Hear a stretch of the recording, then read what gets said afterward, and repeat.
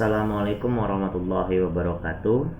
Ya, baik. Sekarang kita akan melanjutkan kegiatan kedua, yaitu yang dimana kegiatan kedua ini kita sudah masuk ke pre-processing of datanya. Nah, yang dimana kita akan mempelajari bagaimana kita mengetahui data-data yang sudah ada ini ketika dihadapi dengan data-data yang tidak lengkap, bagaimana kita caranya menghandle data-data tersebut agar bisa dianalisis. Yang dimana kemarin kita sudah mencoba uh, berbagai macam cara-caranya, berbagai macam library yang kita gunakan di dalam Python. Baik, sekarang kita akan mencoba bagaimana caranya kita membuat data-data yang tidak lengkap itu menjadi data yang siap untuk kita analitikan. Langkah pertama adalah dataset yang rekan-rekan sudah download waktu kegiatan satu kemarin, yaitu dataset Iris ya. Rekan-rekan copy ya, lalu rekan-rekan paste, rekan-rekan rename dengan nama adalah misalnya Iris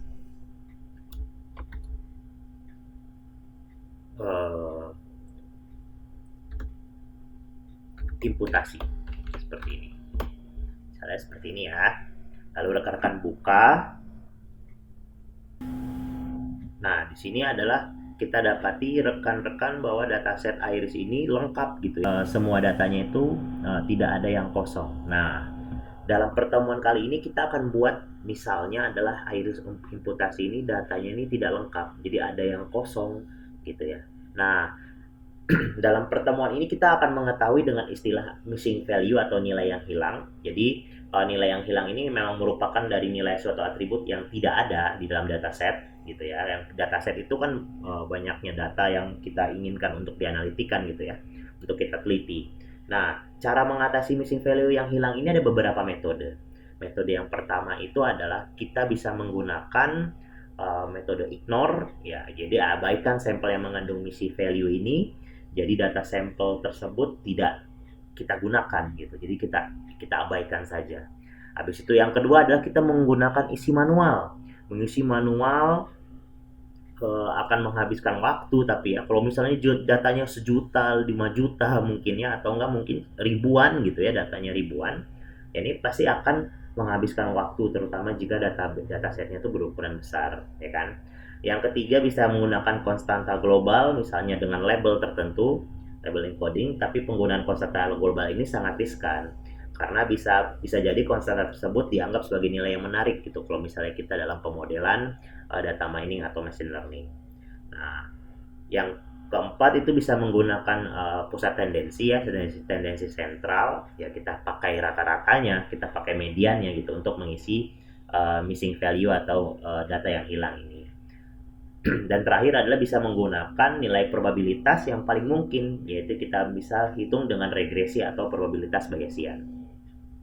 Baik, sekarang untuk Iris imputasi ini kita akan buat menjadi datanya itu ada yang hilang ya, dengan cara ya rekan-rekan ke data ke-21 rekan-rekan hapus saja seperti ini. Lalu data ke-31 misalnya ya, data ke-31 hapus, yaitu di label ketiganya ya, di panjang mahkotanya kita hapus gitu ya, kita kosongkan. Lalu di 36 pun kita hapus 1.5-nya, hapus.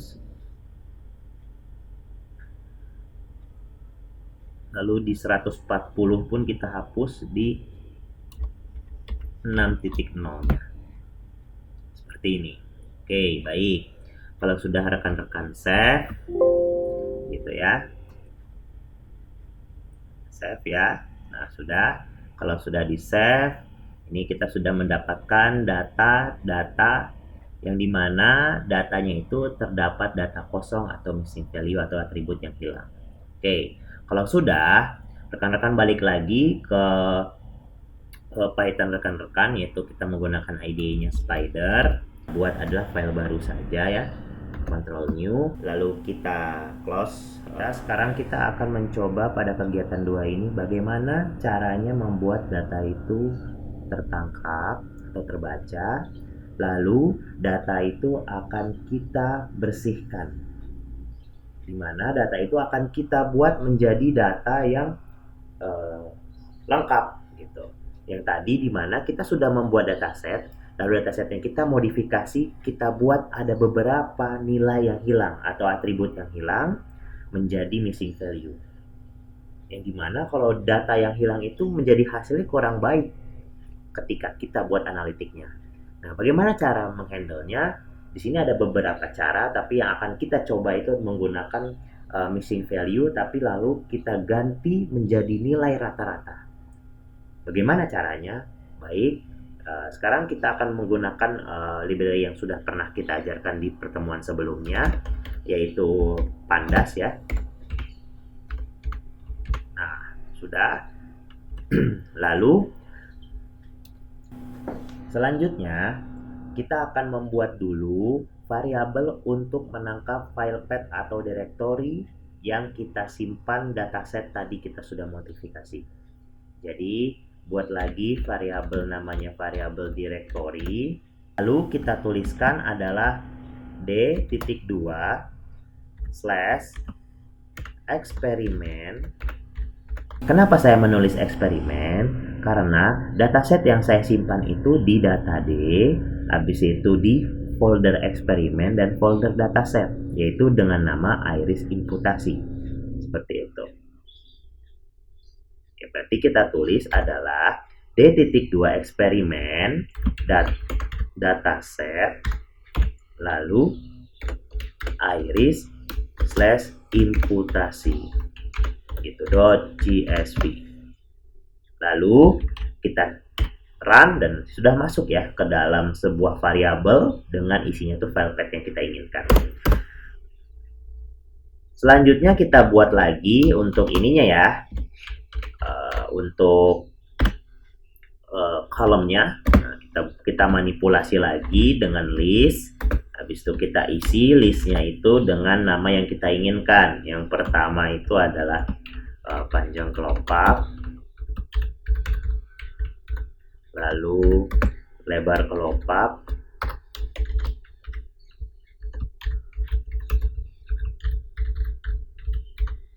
lalu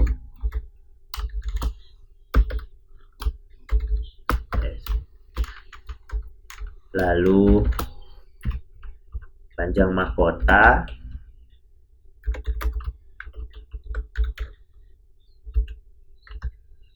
lalu lebar mahkota, dan yang terakhir adalah kelas. Nah, apabila sudah, kita langsung saja panggil dengan cara membuat terlebih dahulu data missing. Misalnya seperti ini, variabel terlebih dahulu, lalu kita pakai library-nya pandas.read _csv seperti kemarin ya, yaitu yang isinya adalah directory, lalu satu lagi adalah nama, labelnya kita ubah names sama dengan nama _label seperti ini. Nah, kalau sudah jadi data frame-nya adalah yang kita inginkan ini, tetapi yang sudah kita modifikasi. Nah, lalu sehabis kita menampung gitu dan kita sudah membaca dataset ini, kita ubah dataset ini ke dalam bentuk array. Kita buat dulu variabelnya variabel array dengan tulisan seperti ini, data missing .value. Nah, seperti ini, .value. Nah, kalau rekan-rekan ingin melihat ya tinggal lihat saja print gitu ya, dari si array ini apa sih isinya seperti itu. Nah, bisa kita lihat ya isinya seperti ini, dan lihat di sini ada data-data yang kosongnya yang kita sudah hapus, yaitu bentuknya none gitu ya, kosong none.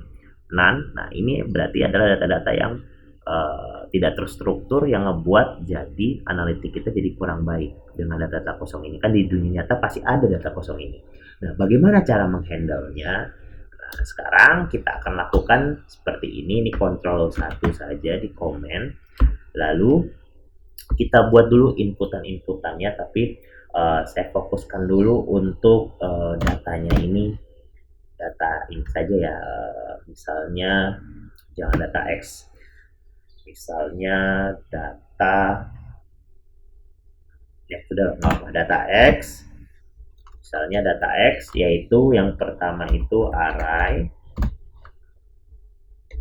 ya, pakai list gitu ya, misalnya dari 1 sampai 151. Nah, ini apa Pak 1 sampai 151? Nah, kita lihat dulu dari si array ini. Lihat, array ini isinya itu di awal ini adalah isinya label. Nah, ini tidak usah kita hitung untuk kita buat menjadi rata-ratanya. Dan itu pasti membuat error juga karena ini string. Yang dimana yang mau kita hitung itu adalah ininya. Gitu ya. Yang dimana itu tuh adalah yang numeriknya saja yang kita hitung. 1, 2, 3, dan 4. Gitu ya, 4 kolom saja. Nah, berarti dari baris 1 sampai baris 151 dengan kolomnya itu adalah kolom 0 sampai 4 gitu ya. Berarti adalah kolom 1, 2, 3, 4 ini. Enggak, yang 5 nggak usah, kelas kan nggak usah. Itu kan yang klasifikasinya. Seperti itu. Begitu pula dengan Y sama dengan array gitu ya. Nah, kalau ini ya untuk ini saja lah ya. Untuk outputnya saja berarti ininya 4 gitu. Nah, berarti kita sudah mempunyai variabel X dan variabel Y dengan isinya itu adalah array objek. Nah, ini sudah kita hilangkan ya, sudah kita bersihkan data kita itu, tapi masih ada data yang kosong ya. Tapi kita sudah bersihkan untuk label yang ini. Gitu. Biar apa? Biar kita bisa hitung. Nah, gitu ya. Lalu kita akan mencoba adalah library NumPy, import NumPy gitu ya. NumPy ada tidak? Oh, ada di sini NumPy. Habis itu kita buat jadi variabel saja biar bisa dihitung. Habis itu kita pakai lagi adalah sklearn. Oke, sklearn dot imputasi. Nah, ininya adalah importnya adalah simple imputer gitu. Baik. Nah, ini kita sudah dapatkan. Nah, sekarang sebelum kita mencoba yang ininya ya, mencoba imputasinya, nah sekarang akan saya lihat dulu bagaimana sih data kita tuh yang terbentuknya ini gitu ya, dari data-data yang sudah siap untuk kita hitung. Nah, saya akan coba dulu untuk print data missing ya. Di sini ada data missing dot isna. Nah, kita akan melihat nih mana yang kosong, mana yang tidak gitu ya. Oke, pakai ininya yaitu dengan head dari semuanya saja gitu ya. Print head semuanya saja. Nah, misalnya di sini kalau print head isna, oh dia hanya menampilkan 5 data awal saja gitu. Nah, ini memang tidak ada yang kosong kalau sini. Coba kalau misalnya kita menggunakan 30 isinya gitu ya. Nah, kita lihat di sini apakah ada data yang kosong di sini, di sini. Nah, di sini ada data yang kosong. True isnanya. Nah, di sini juga rekan-rekan bisa menggunakan isna ini untuk mengecek apakah ada data kosong. Tapi dari sini saja sudah terlihat sih, dari kalau menggunakan pakai array saja sudah terlihat none itu adalah data yang kosong itu. Dari tidak berurut, tidak ini ya, tidak rapi saja sudah kelihatan gitu ya. Oke. Itu hanya intermezzo saja. Di Ctrl 1 lagi di komen.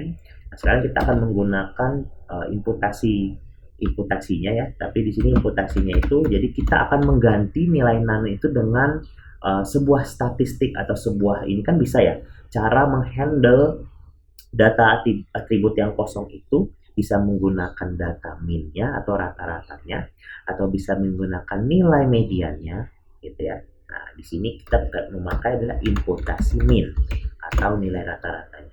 Bagaimana? Kita buat dulu variabel namanya variabel imputasi gitu ya. Lalu kita panggil yang tadi sudah diimport simple imputer, lalu isinya itu adalah missing value atau data yang kosong gitu ya, yang bersifatnya itu adalah, nah dari NumPy itu dia mencari mana yang nilainya tuh none gitu ya. Nah, lalu menggunakan strateginya adalah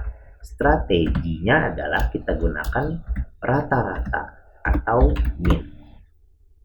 Tuh, ini buat ininya saja, apa namanya? Buat library packagingnya. Nah, bagaimana cara mengubahnya? Yaitu kita buat aja variabel x besar gitu ya. Ini untuk data ini ya, data yang sudah siap gitu untuk kita lihat gitu ya, yaitu x. Lalu imputasi dot fit transform. Nah, ini dia fit transform yang di mana fit transform ini kita isikan itu adalah nilai dari, misalnya contoh kita mau nilai adalah nilai x-nya gitu ya, nilai x-nya, misalnya nilai x-nya inputannya gitu, nilai x gitu. Nah, lalu kita run. Oke, Bapak kok nggak ada isinya, nggak ada tampilannya gitu ya, dari sini kok tidak ada tampilannya? Iya, emang belum ada tampilannya karena kita belum print gitu ya, yaitu print x besar ini. Kita run, lalu kita lihat data yang tadinya kosong ya, yang tadinya kosong berubah menjadi rata-rata di tiap kolom. Di sini secara otomatis. Jadi itulah cara menghandle data yang kosong, dan inilah teknik pre-processing pada data yang ketika ada atributnya kosong. Baik, ini adalah cara bagaimana kita menghandle atribut missing value atau atribut data yang hilang pada sebuah data. Nah, sekarang ada berbagai macam lagi cara untuk pre-processing menggunakan normalisasi. Ada dua. Yang pertama adalah normalisasi min-max ya. Yang kedua adalah normalisasi z-score gitu ya. Nah, ada dua cara ini normalisasi data ini. Nah, pertama kita akan mencoba adalah normalisasi menggunakan min-max, yang dimana untuk ininya berbeda ya, untuk packaging untuk scalarnya digunakan berbeda. Jadi rekan-rekan ini silakan untuk printnya di komen dulu. Habis itu kita buat lagi from scalar gitu ya. Nah, lalu dotnya itu adalah pre-processing. Kita untuk processing data ini adalah pre-processing, lalu import. Nah, di sini importnya itu yang membedakan juga adalah dia menggunakan min max scalar seperti ini ya. Lalu kalau sudah, buatlah variabel yang namanya adalah jangan scalar gitu, scalar ini ya. Lalu kita tulis min max scalar. Nah, itu ya. Lalu kita tulis di sini adalah feature range-nya itu kita buat pakai kurung saja, 0 sama 1 gitu ya. Lalu kalau sudah, kita lagi rescaler-nya, nah, seperti ini. Lalu kita buat rescaler-nya ini kita fitkan gitu, dan jangan fit deh, pakai fit transform saja. Fit transform yaitu dengan tadi nilai x-nya, yang tadi nilai x yang sudah dibersih ya gitu ya, nilai x-nya gitu. Nah, kalau sudah, lalu sekarang kita gunakan adalah library NumPy. Di sini kan pakai np ya, NumPy itu dot print option. Di sini ada print option ya, tuh print option. Kita pilih yang ini, lalu kurung buka kurung tutup. Nah, ininya oke, kurung buka kurung tutup. Lalu tulisannya di sini adalah precision ya, itu nilainya adalah pakai kurung 3 gitu. Lalu kita printnya itu adalah dari sini scalarnya ini gitu ya. Scalarnya ini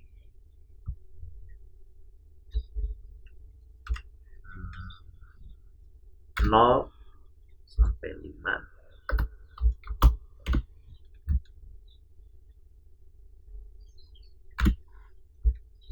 2 seperti ini. Oke, sekarang kita lihat. Nah, inilah hasil dari normalisasi min max. Nah, ini adalah array yang dimana dia hasil ininya ya, perhitungannya bahwa dia sudah tereduksi, datanya menjadi lebih ini. Nah, ini hasil dari normalisasi data.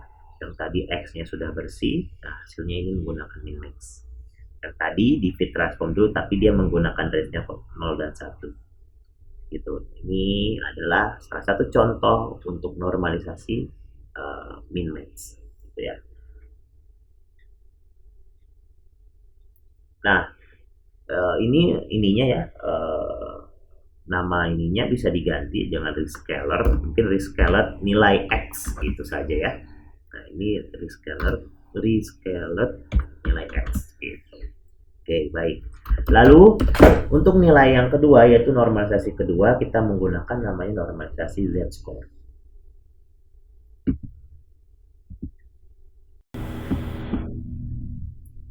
Bagaimana normalisasi z-score ini? Nah, berbeda lagi kalau misalnya min-max menggunakan scalar processingnya ini min-max scalar. Kalau misalnya untuk z-score dia akan berbeda. Nah, ini kita kontrol satu dulu untuk printnya biar tidak menampilkan hasil dari min-max scalar. Kita coba dulu untuk yang namanya library-nya lagi ya, scalar itu. Lalu pre-processing juga tab, dan yang kedua ini adalah importnya, itu kita gunakan namanya standar scalar gitu. Nah, perbedaannya apa?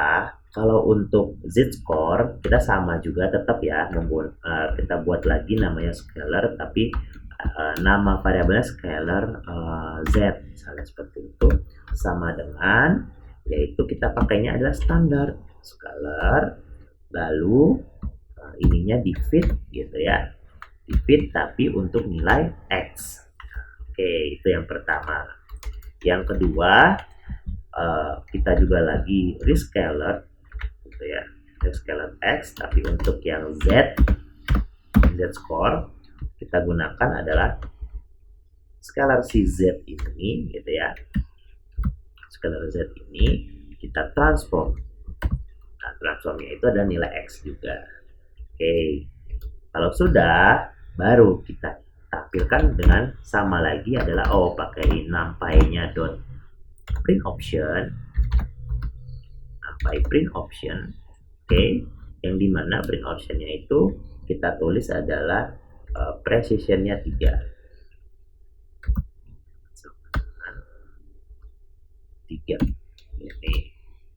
Lalu baru kita tampilkan untuk scale-nya print itu, lalu scale X gitu ya, scale X tapi untuk normalisasi Z, yaitu yang dimana isinya itu bukan pakai ini ya, pakai ini saja, lagi X yaitu 0 sampai 5, lalu